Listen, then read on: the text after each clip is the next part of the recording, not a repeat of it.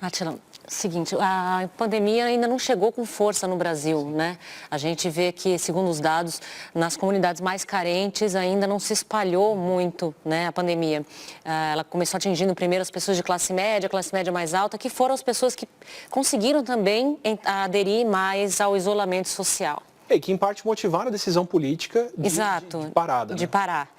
Acontece que a gente sabe que a maioria dos nossos mais de 200 milhões de habitantes vive em situação precária, né? Nós temos, segundo o IBGE, mais de 30 milhões de pessoas que não têm água encanada, por exemplo, né? E essas pessoas vivem em casas com poucos cômodos, muita gente morando junto, pouca ventilação, né?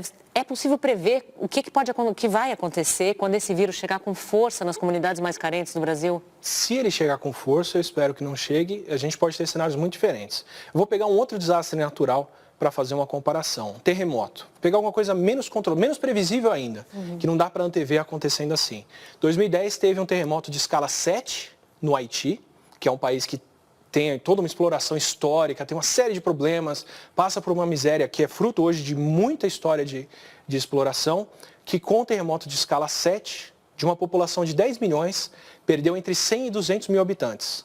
Entre quem morreu com o terremoto, quem morreu de cólera depois e perdeu por outras coisas. Foi entre 1 e 1,5% da população do país que morreu. No mesmo ano, o Chile teve um terremoto de escala 8,8, e a escala Richter, ela multiplica por 10 cada vez que o número sobe, então foi quase 100 vezes pior do que o do Haiti, e morreram menos de 1.000 chilenos. E esse terremoto aconteceu do lado de Santiago.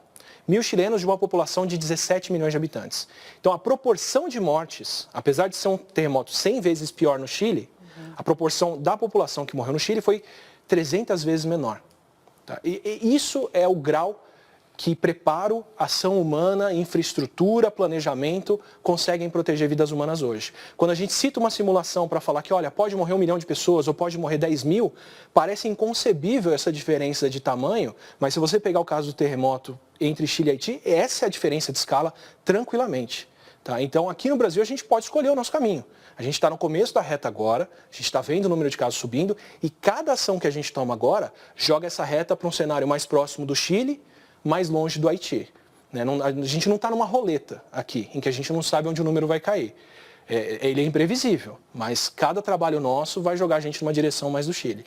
Especialmente nas favelas, especialmente onde tem a população mais pobre, que não tem condições de ficar sem trabalhar e não é achando que vai voltar para a economia de janeiro, porque aquela economia não existe mais.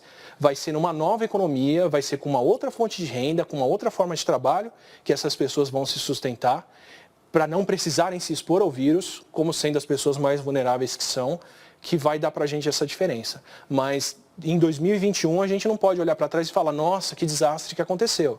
A gente tem que olhar para trás e falar, nossa, que caminho que nós tomamos como sociedade.